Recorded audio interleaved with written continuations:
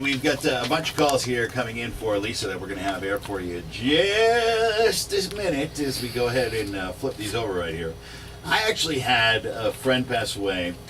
God, at this point, it's hard to do the math how many years it's been. It's been 12 years now. And you know what? Every time that you come in or any medium or psychic come in, my friends always ask me, say, Jay, do you ever get a reading? And I always tell them the truth, and I always say no, usually because, number one, I have to kind of lead the show. I have to kind of make sure that we get things done during the program. I have to make sure that, you're going to be, we air the commercials and do all the things that we're supposed to do in the time that we're supposed to do it. Right. Somebody has to work here in the room. But the other thing is that I don't honestly let a lot of people in on the inner workings of my mind or whatever. But I had a friend who passed away. At this point, it would be 12 years. Let me just think. 11 years at this point. That passed away after jumping off a boat about, it was about a week from now. August 19th was the day that they found him, I believe, and August 17th. I mean, if I'm remembering correctly, it might have been the 16th or 17th that he went missing. He's always, the crazy thing is I feel him around quite a bit. He was a very active, eccentric individual that was out there, and I wonder if you're talking about there's somebody floating around, that type of thing now that's walking around. He was a very unique individual, so I wouldn't put it past him to be around in the area.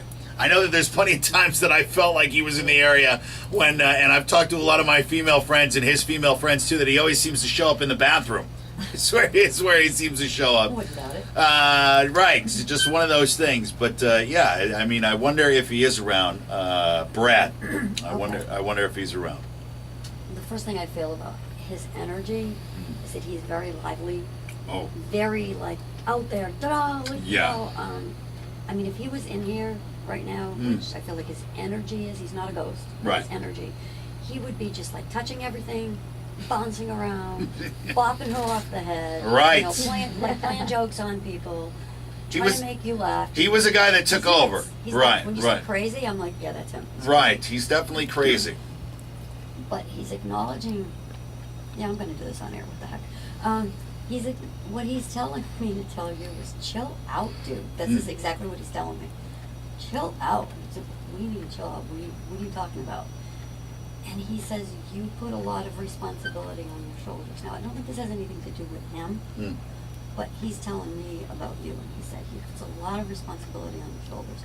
He takes on everybody's, you come across as this. Well, you are very nice, but you really well, thank you. But you come across as you're very controlled. You've got everything organized and everything. Right.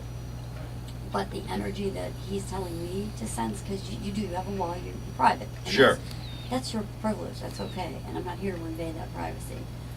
But he's saying that you take on a lot of worry and a lot of everybody else's hurts, and this has got to do with family and friends, and you don't let people know how much things bother you and how much things hurt you, because you take it on. Even something like if she's not feeling well, if Cinnamon's not feeling well, you'll joke about it. Be like, yeah, whatever, go take a pill, you'll be fine.